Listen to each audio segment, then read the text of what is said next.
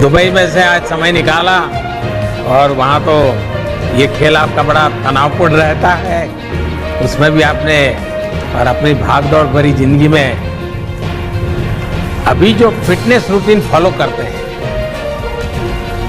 मैं जरूर चाहूँगा, देश भी जानना चाहेगा, क्योंकि नौजवान आपको आपकी हर गतिविधि को देखता है, ये आपको कैसे मदद करता है?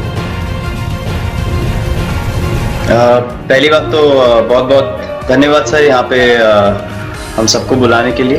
एक सब लोगों ने फिट इंडिया मूवमेंट के बारे में बात करी और इसके फायदे, इसके लाभ हमको रोज अपनी डेली लाइफ में किसी ना किसी तरीके से दिखते हैं। सबने अपने एक्सपीरियंसेस बताए। मिलिंद जी ने भी बहुत अच्छी बातें रखी, बहुत इंस्पिरेशनल उनका भी काम रहा है, उनकी जर्नी रही है पिछले कुछ सालों में, मैंने बहुत ऑब्जर्व किया है।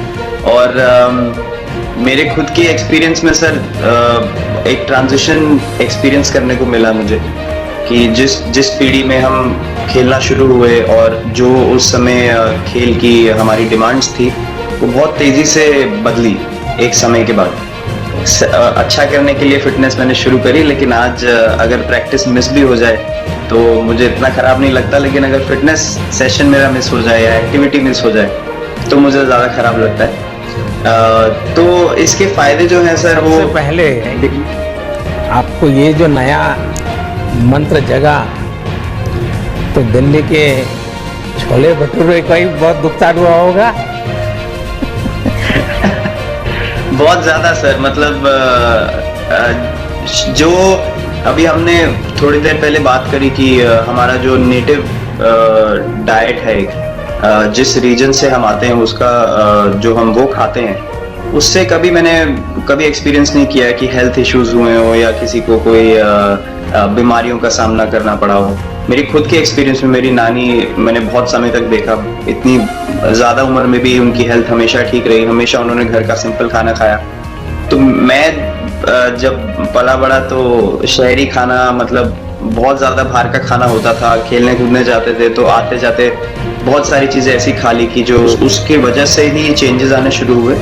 और मैं इस चीज़ से इसलिए रिलेट कर पाता हूँ क्योंकि जैसे हमारे खेल में चेंजेस आए, आज की लाइफ की भी डिमांड्स बहुत ज़्यादा हो गई हैं, बहुत हेक्टिक हो गई है लाइफ। तो अगर हम अपनी फिटनेस को उस पेस के साथ नहीं रखेंगे, सिंक में नहीं रखेंगे, तो हम पीछे छूटते चले जाएंगे। तो अगर हम लोग अपनी फिटनेस को नहीं इम्प्रूव करते तो हमारे खेल में भी आज हम बहुत पीछे छूटते चले जाते हैं, क्योंकि आप सिर्फ अपनी स्किल पे डिपेंड नहीं कर सकते। आपका जो मेंटल स्ट्रेंथ है, वो आपका शरीर कितना तंदुरुस्त है और आपका दिमाग कितना तंदुरुस्त है, उस दोनों का एक कॉम्बिनेशन साथ में चलता है। तो अगर मेरा शरीर सपोर्ट नहीं कर रहा है जो मेरा दिमाग सोच रहा है, तो मैं जो करना चाहता हूँ मैं नहीं कर पाऊंगा। तो मुझे सामने कैलोरी कम करने का भी तो चैलेंज रहता होगा और इतना बड़ा काम करने का भी चैलेंज रहता होगा, उसको कैसे हैंडल करते हैं?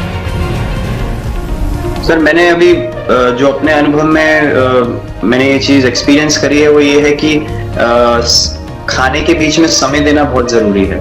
हम लोग बहुत बार खाते हैं और फिर बड़ी मील के बाद वो छोटा पोटा खाते चले जाते हैं पूरा दिन। तो वो जो हमारा सिस्टम है उसको कहीं प्रोसेस करने का मौका ही नहीं मिलता खाने को, और रात तक हम खाते चले जाते। तो मैं जब छोटा भी था तो 11:30-12 बजे डिनर हो रहा है, उसके बाद मीठा खा के एकदम सो गए, कुछ एक्टिविटी नहीं, कुछ उसके बाद वॉक नहीं। तो आई थिंक ये छोटी छोटी चीजें जो हैं जो बहुत मैटर करती हैं कि आप अपने अंदर के सिस्टम को भी कितना समय दे रहे हैं उस खाने को प्रोसेस करने के लिए जो आप खा रहे हैं। तो उसके लिए अवेयरनेस बहुत जरूरी है कि आप किस वजह से कर रहे हैं। आप अपने आप को ओवरऑल फिट रखने के लिए कर रहे हैं या फिर सिर्फ वेट लॉस के लिए कर रहे हैं, जैसे अभी जूता जी ने बोला।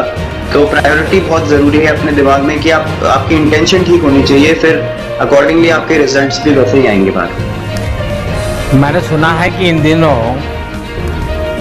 टीम के लिए एक योयो टेस्ट हो रहा है, क्या ये कैप्टन को भी ये योयो टेस्ट करवाना पड़ता है कि आपको छुट्टी होती है? और योयो टेस्ट होता क्या है, क्या क्या करना पड़ता है? सर टेस्ट ये बहुत ज़रूरी था फिटनेस पॉइंट ऑफ व्यू से। अगर आप ग्लोबल फिटनेस लेवल्स की बात करें तो बाकी टीमों से हमारा लेवल अभी भी कम है, और हम चाहते हैं कि वो लेवल हम ऊपर लेके जाएं, जो एक बेसिक रिक्वायरमेंट है।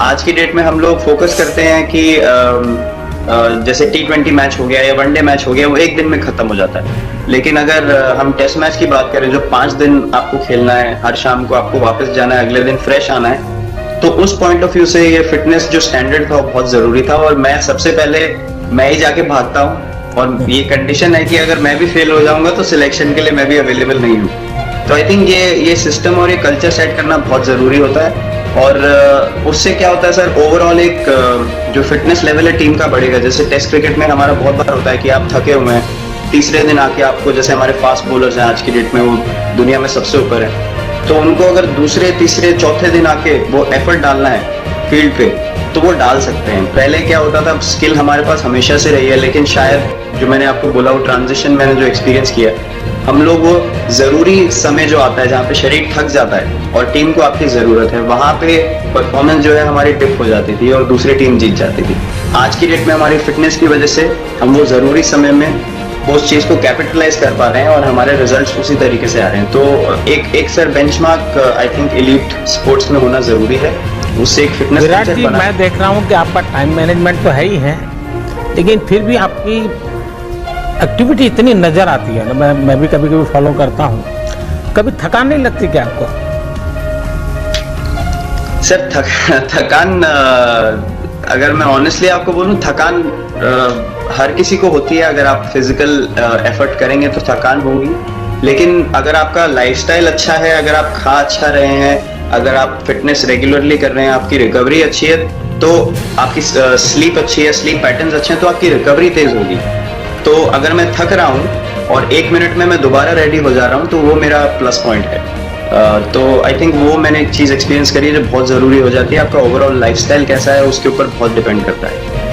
विराट जी, बहुत अच्छा लगा मुझे, और मैं आपको, अनुष्का जी को और आपके दोनों के परिवार को निकट भविष्य की शुभ घड़ी के लिए बहुत बहुत शुभकामनाएं देता हूँ। धन्यवाद sir, thank you so much.